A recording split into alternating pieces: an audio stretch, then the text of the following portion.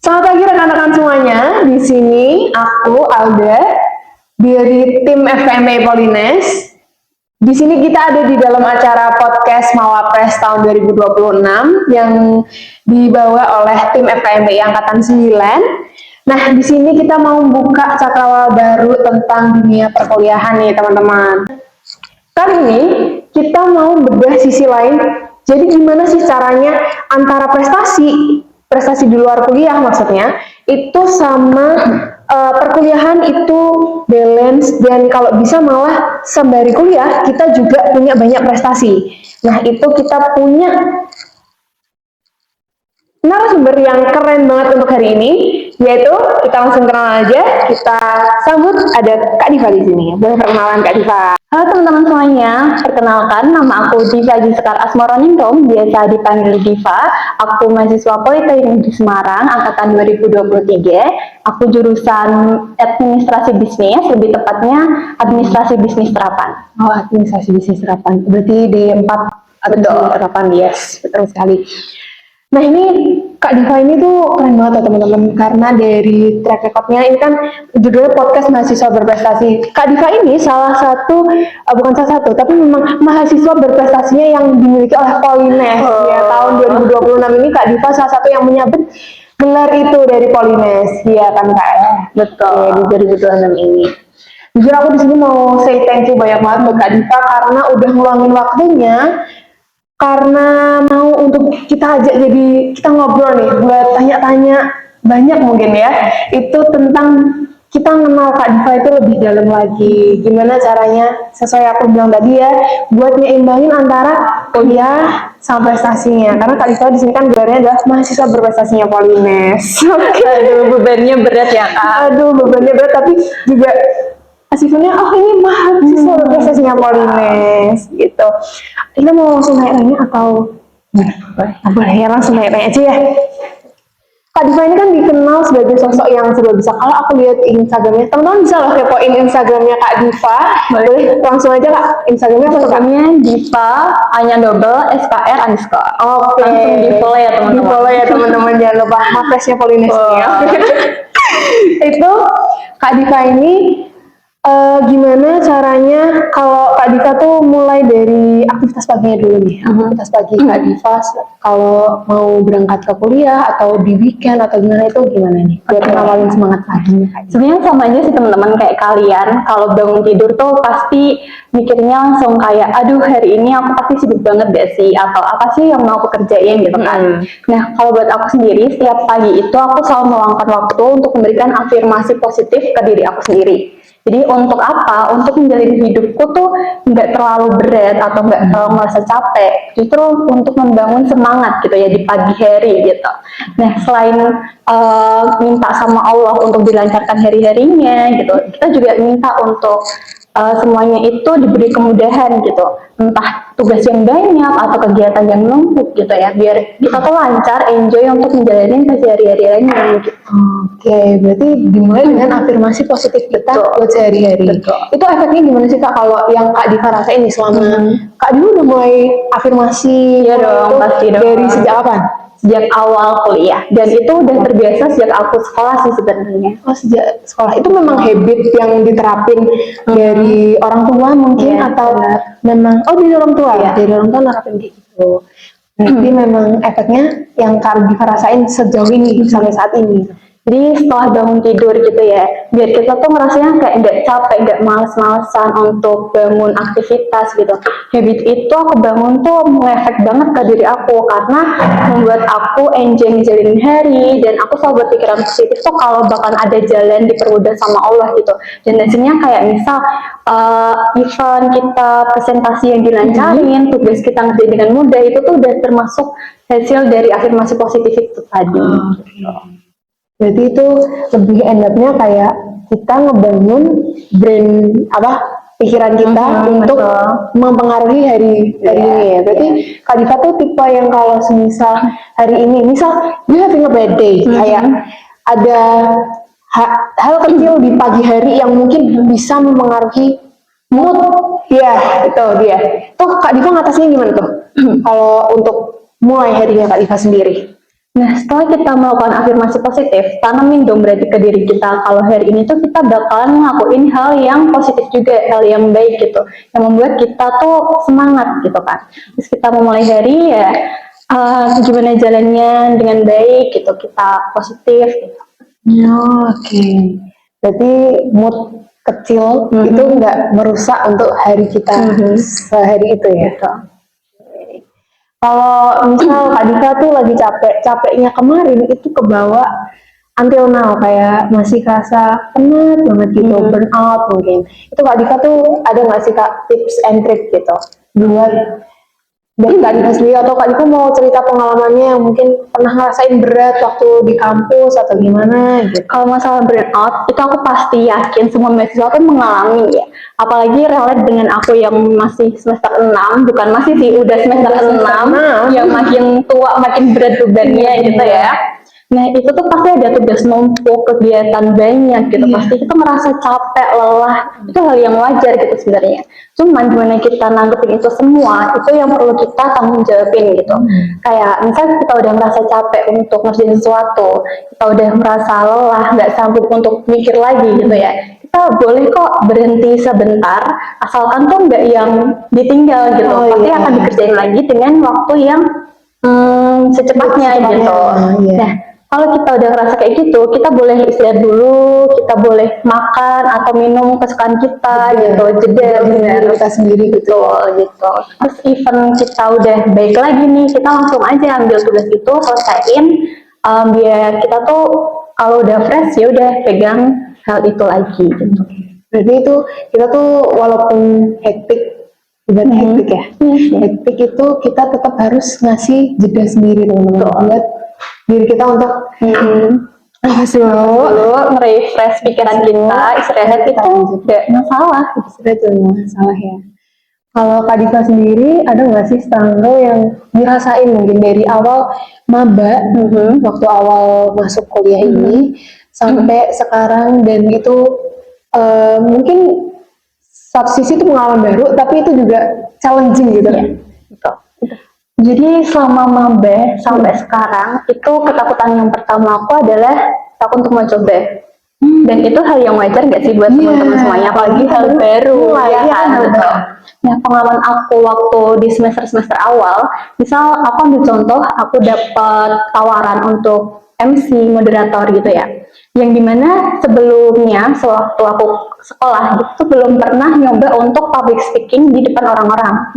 Nah, kenapa aku berani mengambil itu? Karena prinsip aku adalah kesempatan itu nggak datang 2 kali. Dan aku nggak mau menyiapkan kesempatan itu gitu kan. Dan itu challenge buat aku untuk upgrade diri gitu. Jadi jangan terlalu di zona nyaman kalian gitu. Nah, aku ambil kesempatan itu, aku belajar nih melatih public speaking, terus kepercayaan diri depan umum, dan itu akan menjadi terbiasa dan akan menjadi skill tambahan baru buat kita. Oh iya, berarti Kak Diva tuh mulai dari yang aku harus nyoba hal baru, aku harus ini, karena kesempatan itu nggak datang 2 kali ya Kak ya. Barangkali dengan kita ambil kesempatan ini bakal buka kesempatan yang lain. Tapi yang Kak Diva rasain juga itu nggak Kak? Ada nggak kesempatan yang dan bilang nih evolving gitu? Kan aku cuman ditawarin sebagai MC nih, lama-lama kan berkembang jadi moderator lah, terus ikut event lainnya kayak gitu, pasti ada membuka pintu-pintu lainnya. Apalagi kalau jadi moderator tuh kita kan mesti face to face sama pembicara, lebih interaktif sama pembicara juga. Itu berarti selama misalnya Kak Diva lagi membicara acara terus dilepas dari itu kan udah selesai, itu berarti nambah kenalan juga dong. Betul dong, kita saling follow IG, saling follow aja, itu kan nambah relasi juga ya. Berarti itu sebenarnya impactnya lumayan gede ya Kak, kalau ke jenjang kerja kan ya gimana kita habis kuliah mau kerja ya. Itu kan kita berarti efeknya sampai ke sana dong. Semua itu ada positifnya gitu. Kalau semisal nih Kak Diva ini biasanya ada nggak sih kegiatan di luar, maksudnya di luar kuliah? Kalau aku lihat di Instagram Kak Diva, personal brandingnya tuh kuat banget sama namanya pengabdian, penelitian, dan bahkan aku kemarin, maaf ya ini aku agak stalking dikit, itu ada namanya Kak Diva di jurnal, itu ceritanya gimana tuh? Oke, itu pengalaman aku pertama kali sebenarnya ikut pengabdian penelitian bareng dosen ya. Dan pertama kali aku mendapat kesempatan itu dari semester 2, lebih tepatnya tuh di akhir semester 2 sih, menjelang semester 3 gitu kan. Kenapa aku berani ambil itu? Balik lagi, aku nggak mau menyiapkan kesempatan yang aku dapat gitu. Nah, dari situ aku dapat tawaran untuk menjadi asisten dosen buat pengabdian itu, buat penelitian itu. Dari situ aku belajar banyak hal kayak mengabdi ke masyarakat, ngasih manfaat ke masyarakat secara langsung gitu ya, bukan cuma teori gitu. Nah, kenapa aku sudah bisa terbit jurnal itu? Karena dari pengabdian itu ada yang namanya meneliti hasil dari output pengabdian tersebut. Penelitian hasil output. Output ya. Iya, dari pengabdian itu kita bisa ambil outputnya tuh apa sih, kita bisa meneliti itu tuh hasilnya seperti apa, apakah relevan atau tidak, kita bisa tulis di artikel dan bisa publish ke jurnal internasional. Oke, berarti Kak Diva tuh ibaratnya juga ikut nyusun ini ya? Iya. Itu memang timnya itu diajak kan jarang ya Kak ya, aku lihat kalau misal orang tuh kalau orang lihat kan ini nama ini masih dosen gitu, tapi ini kali ini baru nih mahasiswanya yang ikut bikin jurnal. Itu basisnya tuh apa sih Kak, kalau penelitian pengabdian itu memang ada sasaran yang dituju atau memang ada ketentuan gitu-gitu atau ya, karena kan itu kan pengabdian dengan dosen ya. Nah, dosen itu sebelumnya memang sudah membuat proposal. Mereka tuh mau, beliau-beliau ini tuh mau pengabdian di mana, targetnya siapa, outputnya apa, impactnya apa, itu sudah ada di proposal awal. Nah, saat aku ikut, itu proposal sudah di ACC mendapatkan pendanaan. Nah, aku tinggal nih mengikutin apa sih aku bisa bantu apa, misal bantu tentang pengabdian di lapangannya atau entah membuat artikelnya seperti itu. Oh iya, berarti kalau bikin artikel itu juga menyesuaikan dari dosennya yang dibutuhkan dari proposalnya itu apa waktu pengajuan. Betul. Oh iya. Dia masih awam banget ya karena jarang mendengar gitu, tapi sekali lihat itu kan wah aktif banget, ini apa volunteer dan lain-lain. Aku berpikirnya seperti itu, ternyata dari luar itu dari dosen ya Kak ya. Tapi yang dirasain apa sih Kak kalau ikut pengabdian penelitian itu kan nggak mungkin sehari 2 hari doang. Iya, betul. Itu ada jangkanya nggak, kayak seminggu gitu, paling lama tuh berapa kali sih gitu? Maksudnya kayak waktunya cukup panjang sih, kayak berbulan-bulan untuk menyiapkan pengabdiannya itu. Tapi apa impact yang aku dapat? Aku lebih terorganisir gitu ya, misal kayak membuat laporannya atau merencanakan pengabdiannya nanti mau seperti apa. Berarti terorganisir dalam artian kalau misal nyesuaiin kan ada jadwal pengabdian nih Kak. Itu kalau dari jam kampus, apalagi kan kampus kita kan Polines, itu kan mesti ada jadwalnya nih, jam 7 sampai jam berapa gitu. Nah, itu tuh pengabdian selalu dilakukan di weekend atau memang ada hari khusus yang Kakak dapat bebas kompensasi dan lain sebagainya?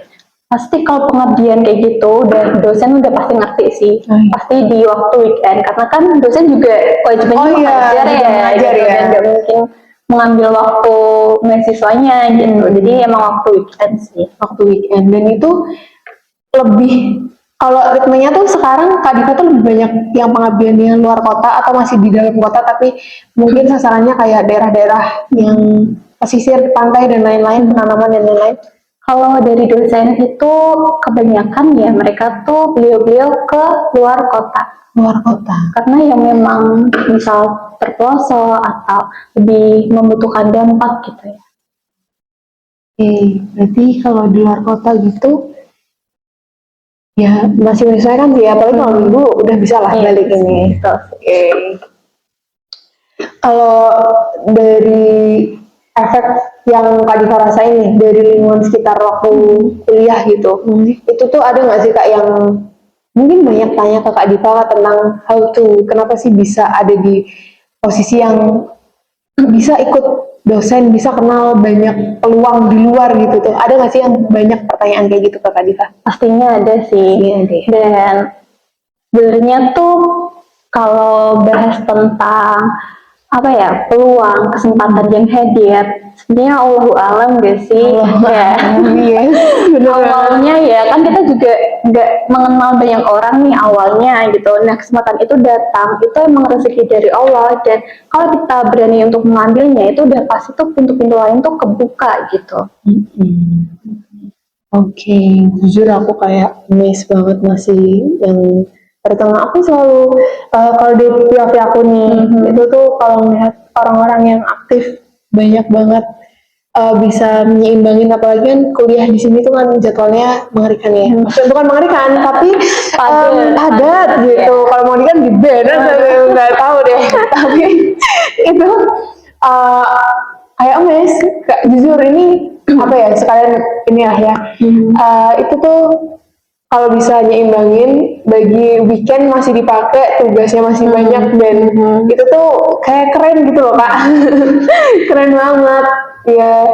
Oke, itu Kak Diva kan pasti kalau pengabdian itu sampai malam-malam gitu nggak? Kalau acaranya paling mentok sore sih, cuman balik ke Semarangnya itu biasanya yang sampai malam. Sampai malam tamunya perjalanan ya. Iya betul. Oke. Terus kalau pengabdian itu ngaruh nggak sih kak ke daily? Daily itu dalam artian kan pasti pengabdian tuh kita kena apa ya?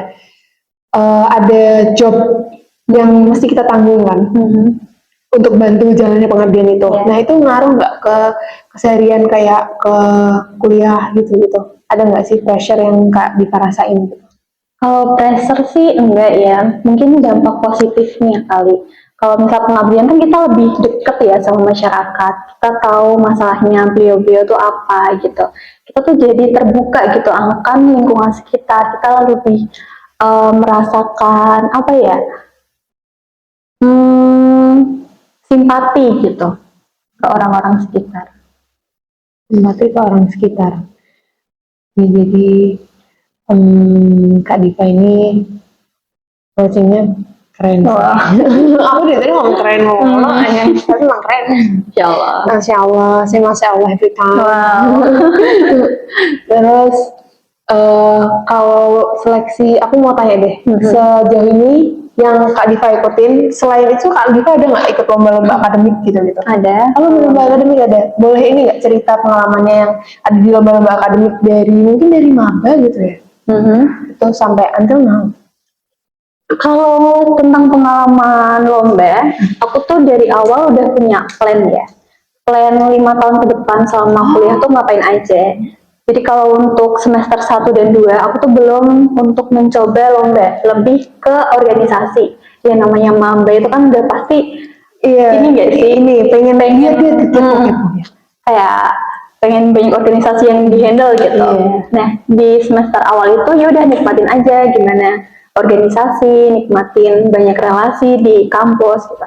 Setelah itu menuju ke semester 3-4 aku baru mencoba untuk terjun ke lomba. Nah, alhamdulillahnya tahun 2025 kemarin aku lolos namanya P2MW, program pendanaan mahasiswa wirausaha.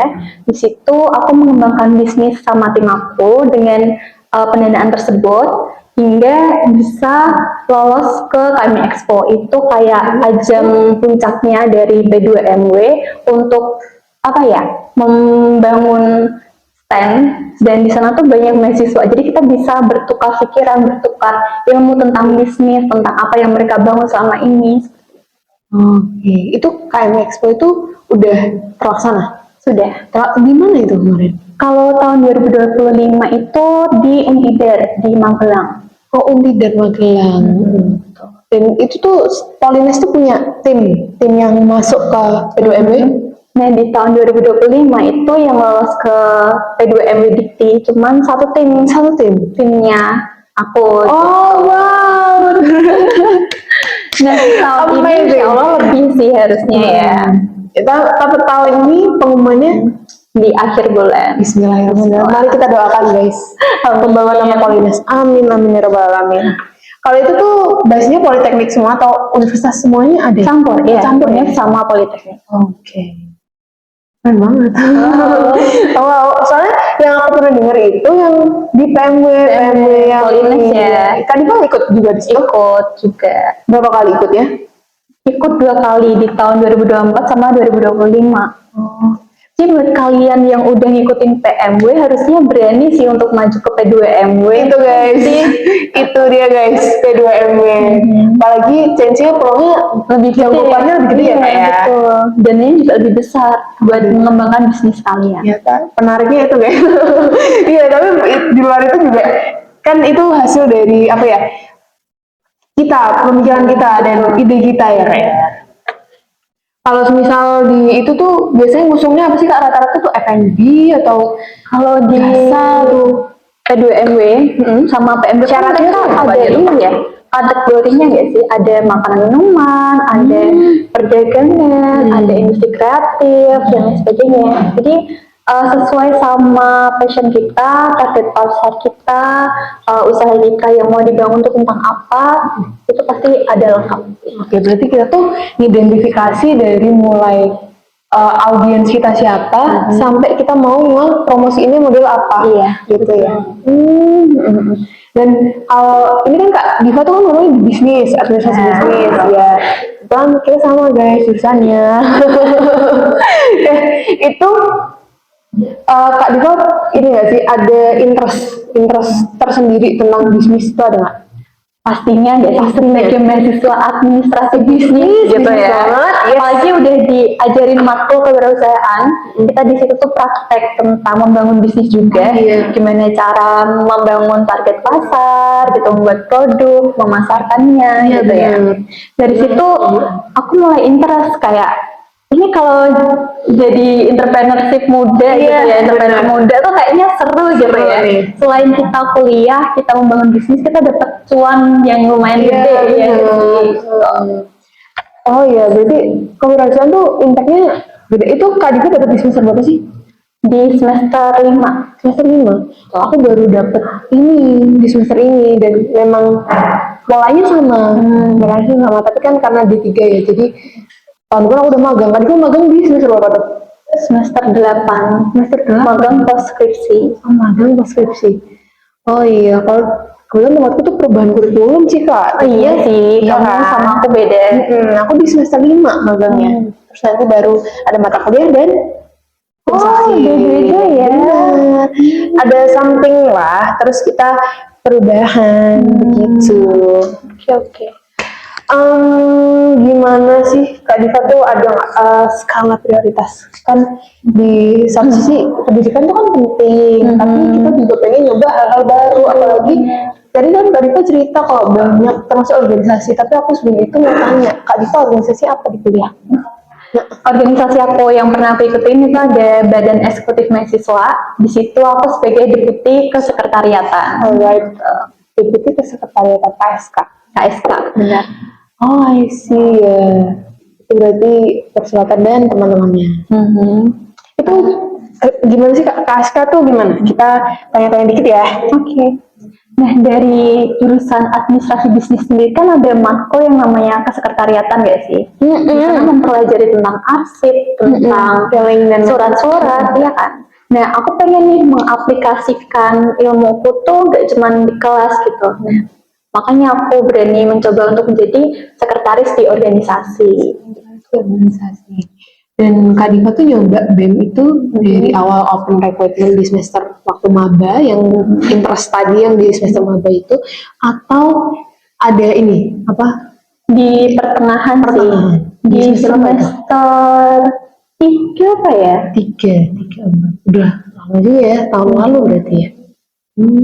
Yang Kak Diva rasain selama nyobain praktekin antara mata kuliah ke real life, maksudnya kayak implementasinya dari mata kuliah itu tuh yang Kak Diva rasain waktu jalanin itu gimana tuh? Kita lebih paham tentang surat menyurat, formatnya gitu ya, cara menulis yang benar gitu. Terus juga cara arsip, kan sekarang kan arsip digital ya, bukan kalau di kelas kan arsipnya masih pakai manual gitu kan. Kalau di organisasi tuh kita lebih berkembang gitu, lebih arsipnya tuh secara digital juga. Digital itu ada aplikasi khususnya gitu? Lebih ke Google Drive, Excel-nya. Berarti kalau itu sama aja kayak kita database, Iya. ya, database gitu. Kalifa, sorry, aku mau nawarin, boleh juga kalau mau Aman aja. kita talking gini kan kita mesti agak Aman. kering gitu. Kalau mau minum silahkan. Ya. Kalau mulu dan kalau bisa aku ini deh, kita daily biasanya kalau pernah nggak sih Kak ngerasa, tapi tuh tadi aku mau tanya deh, kalau secara mahasiswa biasa di luar, ya maksudnya Kak Diva as a mahasiswa gitu, mahasiswa di kelas gitu, Kak Diva tuh untuk daily tuh ini nggak sih, ngikutin mata kuliah dan lain-lain itu tuh Pasti dong ngikutin. kayak ada nggak struggle-nya sendiri gitu? Aduh aku ini banget. Ini nyinggung balik ke skala prioritas ya, Benar. Nah, gimana cara ngehandle kayak misal kita udah kuliah itu kan wajib ya, terus dibarengin sama misal organisasi atau lomba-lomba gitu ya. Ya udah kita fokusin di satu tempat di saat kita berada di saat itu gitu. Misal ini pagi hari nih sampai sore kita fokus di kelas, fokus kuliah gitu kan. Ya udah kita interaktif, kita sering tanya, presentasi dan lain sebagainya. Terus juga jangan sampai jadi beban kelompok gitu ya. Iya. Jangan jadi alasan organisasi gitu kan. Iya, Biasanya tuh nggak boleh ya teman-teman, kita fokuslah aktif di kelas, kita maksimalin di kelas gitu. Kalau udah di kelas, insya Allah tuh nilai kita aman kalau kita berani interaktif dan lain sebagainya gitu ya.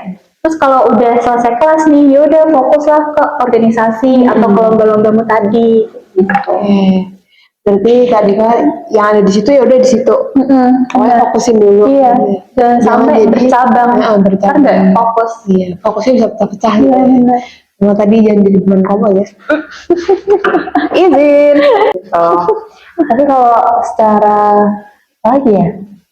Ada namanya pertukaran mahasiswa. Kak Diva ikut itu pertukaran yang apa PMM.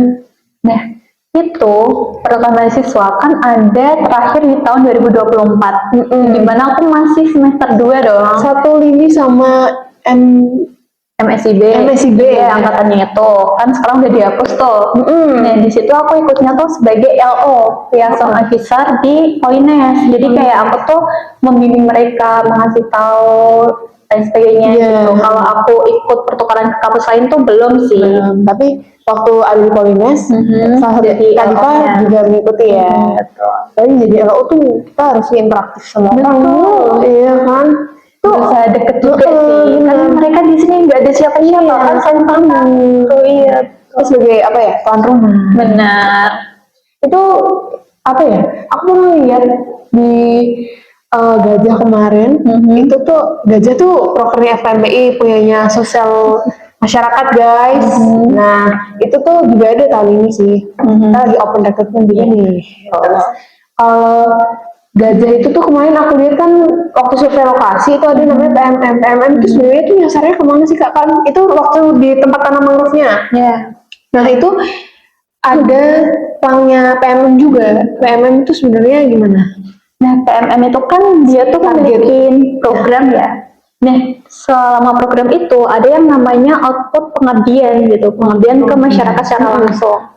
Nah, kalau yang kau maksud di mangrove itu pada tahun 2023 ada salah satu kelompok yang pengabdiannya itu memberikan manfaat bagi warga sekitar di pesisir pantai dengan cara menanam mangrove.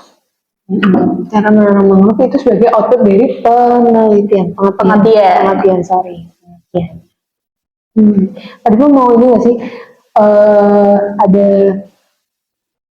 cerita-cerita lucu apa gimana gitu selama ada di pengabdian gitu. Kalau dari tadi aku highlight ada banyak pengabdian yang mungkin tadi tuh udah jalannya tuh banyak banget ya. Itu ada nggak sih cerita menyenangkan lah, seru gitu?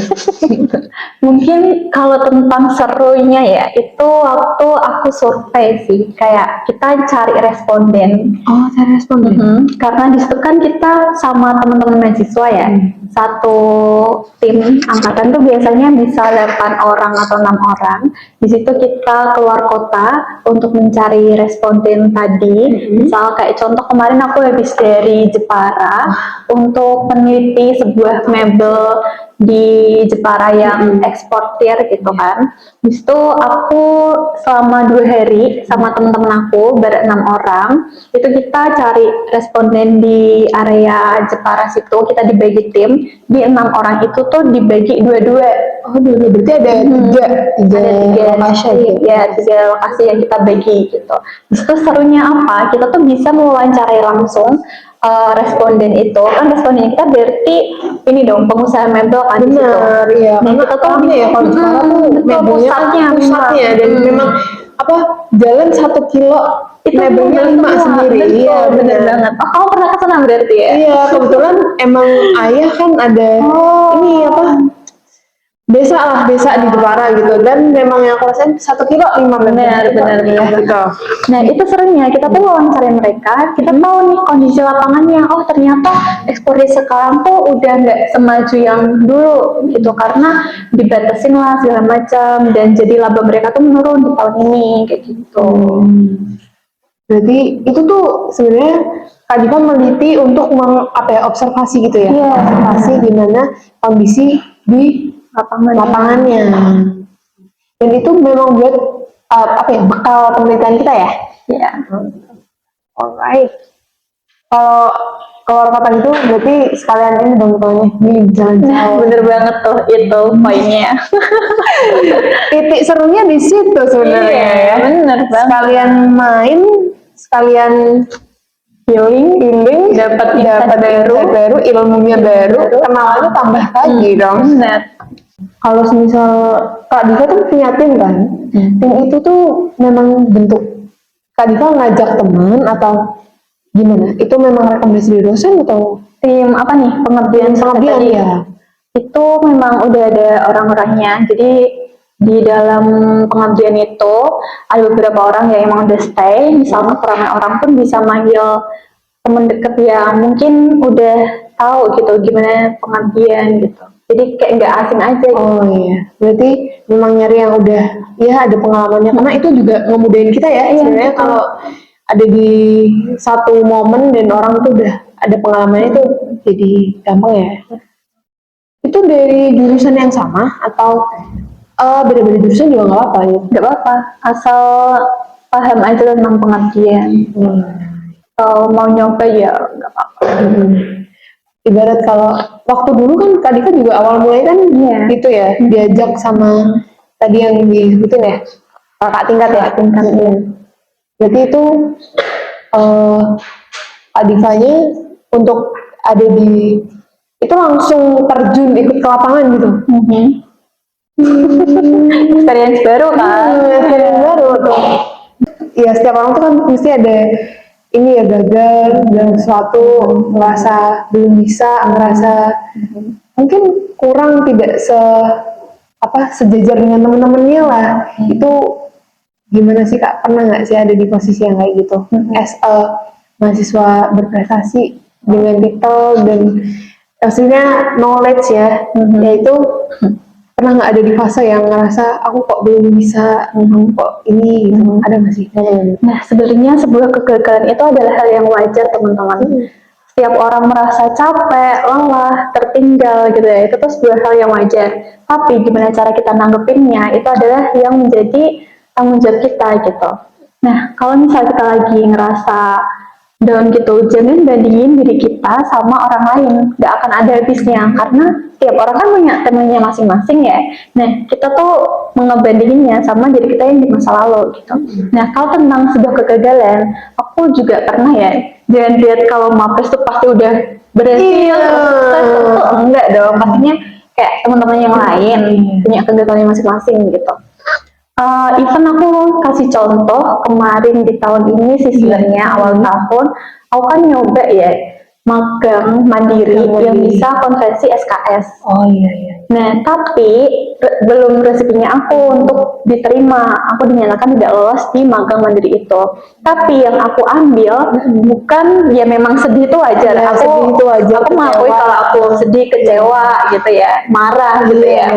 Tapi yang aku ambil adalah sisi positifnya selama proses itu, progres itu aku kayak gimana itu benar-benar aku bersyukurnya dipermudah. Aku dapat cutting yang mau ngasih tahu aku info kayak format proposal, contoh proposal, terus esainya, terus daftarnya itu yang cocok di prodi aku tuh divisi Yang apa, gimananya gitu. jalurnya Itu terus temen yang bantu kayak aku running tanda tangan dan lain sebagainya, bahkan sampai ke kaprodi aku dan kajur aku pun mudah untuk meng-ACC aku untuk konversi SKS di semester 6 itu. Jadi aku melihat selama proses itu tuh banyak banget sisi positifnya, rezekinya aku di situ. Itu aku udah bersyukur, ternyata lingkungan aku tuh sangat suportif, sangat membantu aku gitu. Itu sih yang aku dapat ambil, ya memang kecil, cuman kan kita nggak boleh cuma lihat hasilnya gitu. Jadi prosesnya itu ya. Prosesnya juga kita perlu lihat gitu di dalamnya gitu. Dan jangan jadikan sebuah kegagalan itu akhir dari perjuangan kalian. Jadikanlah kegagalan itu adalah awal untuk kalian tuh berani mencoba hal yang baru, hal yang lebih baik, memperbaiki diri kalian. Jadi ini match sama ada orang yang ngomong kalau gagal itu tuh motong waktu buat kita jalan menuju sukses. Jadi kayak gagal itu salah satu kunci untuk menuju sukses juga. Iya, benar banget. Jadi kita ini berarti lingkungan Kadifa tuh ya orang-orang sportif gitu. Iya, alhamdulillahnya seperti itu ya. Dan aku yakin di Polines juga banyak orang yang sportif ya, sih masa kita sesama temen nggak mau support, kan kita ikut seneng ya kalau lihat temennya ikut maju sukses tuh kita jadi temennya juga seneng ya. Nah, kalau kita lihat-lihat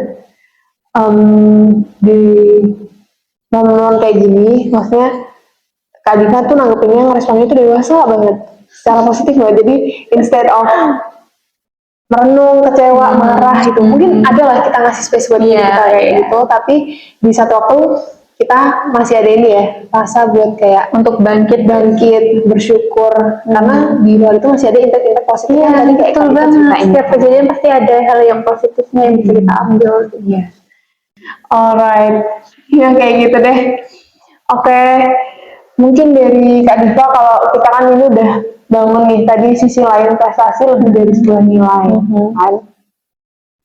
Dan ngobrol tadi tuh bener-bener yang kayak ngebuka wawasan aku banget, dan kita semua di sini itu tentang mahasiswa berprestasi. Sisinya tuh juga banyak, gimana sih cara mereka buat ngeting biar semuanya tuh terorganisir, semuanya berjalan lancar, balance antara kuliah dan kegiatan sehari-hari. Nah itu aku jadi ngerasa lebih ini sih, lebih tahu sih kalau ya udah pada umumnya mahasiswa, tapi juga bisa ada sisi dimana dia juga mencapai prestasi kayak Kak Diva contohnya kan, ya prestasinya sangat jempol 2. Terus mungkin dari Kak Diva ada nggak sih closing statement dari acara kita hari ini? Ini kita langsung aja ya. Kalau pesan dari aku itu adalah kalian jangan takut akan mencoba hal yang baru. Kalau ada kesempatan, ambil aja peluang itu, karena kesempatan itu kan nggak datang 2 kali ya. Dan kalaupun kita ngerasa lelah, capek, jangan bandingin diri kita sama orang lain, karena setiap orang tuh punya temennya masing-masing. Terus kalau kita gagal, itu adalah hal yang wajar.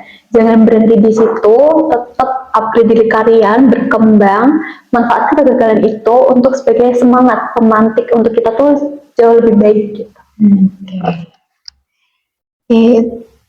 Aku jujur apresiasi banget dari pesannya Kak Diva ini, bisa dipraktekin sama teman-teman semuanya. Jadi untuk semangat hari-harinya, dan kita bisa melihat di satu sisi kita juga hidup pikuk kuliah itu banyak, kita juga bisa nyesuaiin untuk bisa tetap upgrade diri kita sendiri, Kak ya. Mungkin aku mau say thank you lagi lah ke Kak Diva karena udah ngeluangin waktunya buat jadi narasumber kita hari ini, dan ngobrol yang mungkin next time kita ngobrol di luar podcast juga boleh ya teman-teman. Banget. Kalau Kak Diva mungkin ada event-event, Kak Diva kan juga aktif di MC dan moderator tadi ya. Mau undang aku nih? Ya boleh, teman-teman kalau mau undang juga bisa teman-teman. Ya. Di IG-nya Kak Diva tadi mungkin boleh diulangin. IG-nya Diva _SKR_. Oke, Diva SKR. Oke. kita langsung ini tutup aja ya Kak. Terima kasih buat acara hari ini.